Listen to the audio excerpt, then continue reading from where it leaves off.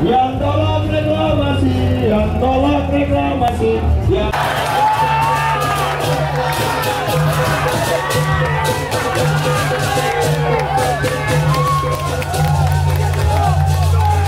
tolak reklamasi, tolong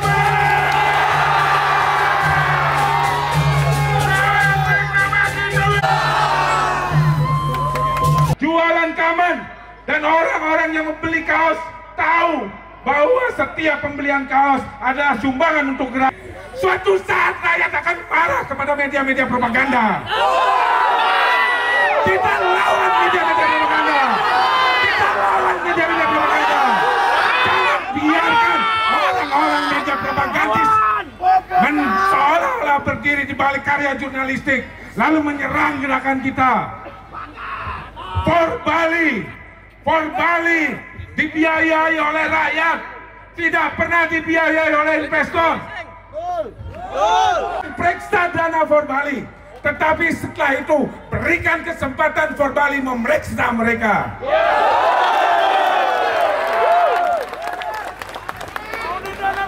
Ada orang yang menuduh For Bali dibiayai investor lain, dibiayai oleh pengusaha-pengusaha saingannya PT TBBI. Ayo buktikan, buka.